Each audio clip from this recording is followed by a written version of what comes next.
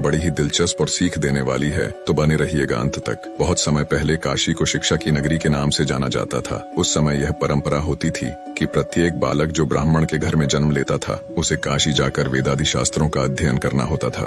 तभी वह कर्मकांड आदि पुरोहिताई के कार्य करने के योग्य होता था। एक बार की बात है, एक पंडित जी ने अपने बेटे को भी शास्त्रों के अध्ययन के लिए काशी भेजा। सभी शास्त्रों का अध्ययन करने के बाद पूरी तरह सब कुछ कर निपुण होकर बालक अपने गांव लौटा। बेटे की आने की खुशी में पंडित जी ने एक भव्य उत्सव का आयोजन करवाया, जिसमें ज्ञान चर्चा का विषय भी रखा गया।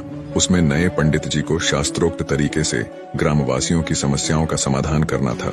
सभी लोगों ने तरह तरह के प्रश्न पूछे। लगभग सभी प्रश्नों के जवाब नए नए शास्त्र झाता बने पंडित जी ने अच्छे से पूरी व्याख्या के साथ दिए। सभी गांव वाले उससे बहुत प्रभावित हुए और उसकी प्रशंसा करने लगे।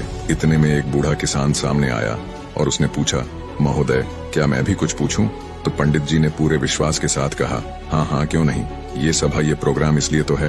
किसान बोला, ठीक है, तो बताइए, पाप का गुरु कौन है? पंडित जी ने अपने विवेक पर जोर दिया, परंतु इसका उत्तर नहीं मिला। सोचा, बहुत से गुरुओं के बारे में सुना है, पर यह पाप का गुरु किस खेत की मूली है, इसके बारे में तो कभी नहीं सुना। लगता है मेरा ज्ञान अभी संपूर्ण नहीं हुआ है। और वह वहीं से वापस काशी को रवाना हो गए। काशी जाकर उन्होंने अपने सभी गुरुओं से पूछा, लेकिन इस प्रश्न का जवाब उन्हें कहीं से नहीं मिला। हताश और निराश होकर इस बार पंडित जी अपने अंतिम गुरु के पास गए तो उन्होंने कहा, वत्स, इसका जवाब तुझे एक पापी ही दे सकता है। पंडित जी की आंखें आशा से चमक उठी। उन्हें लग रहा था कि अब उनको इस प्रश्न का उत्तर मिल जाएगा। उन्होंने तुरंत पूछा, ऐसा पापी कौन है और कहाँ मिलेगा?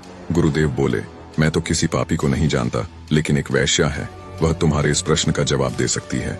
पंडित जी बिना कोई देर किए वैश्या के घर की ओर रवाना हुए।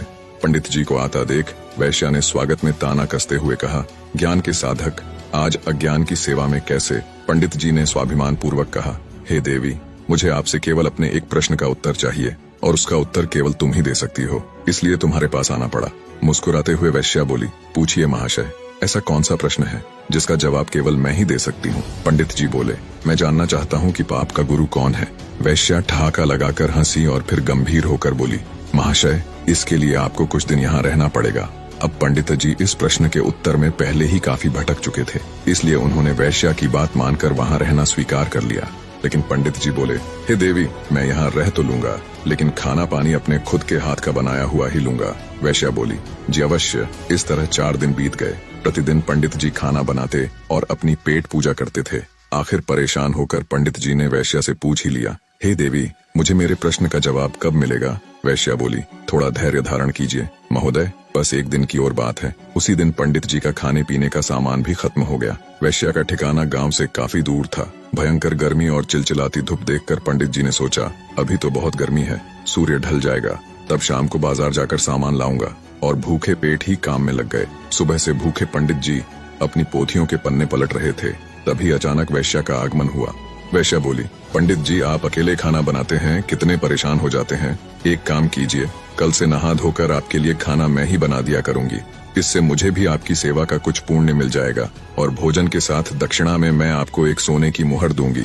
पहले तो पंडित जी ने आनाकानी की, किंतु मुफ्त का खाना और साथ में सोने की मुहर का विचार कर वैश्या का प्रस्ताव मान लिया। उसी दिन शाम को वैश्या ने तरह तरह के पकवान बनाए और उसकी सेवा में उपस्थित हुई। भोजन का थाल पंडित जी के सामने परोसा गया, लेकिन जैसे ही पंडित जी ने खाने के लिए अपना हाथ आगे बढ़ाया, वैश्या ने थाल पीछे खींच लिया। वैश्या के इस व्यवहार से पंडित जी क्रोधित हो गए और तिलमिलाकर बोले, ये क्या मजाक है? वैश्या ने विनम्रता पूर्वक कहा, श्रीमान, यही आपके प्रश्न का उत्तर है। पंडित जी, मैं कुछ समझा नहीं। वैश्या ने समझाते हुए कहा, महाशय, क्या केवल स्नान कर लेने मात्र से कोई पवित्र हो जाता है? क्या मेरी अपवित्रता केवल इतनी ही है जो केवल स्नान करके मिटाई जा सकती है? नहीं, लेकिन मुफ्त के भोजन और स्वर्ण मुद्राओं के लोभ में आप अपने वर्षों के नियम को क्षण भर में नष्ट करने के लिए तैयार हो गए। यह लालच ही पाप का गुरु है श्रीमान। पंडित जी को अपना जवाब मिल चुका था।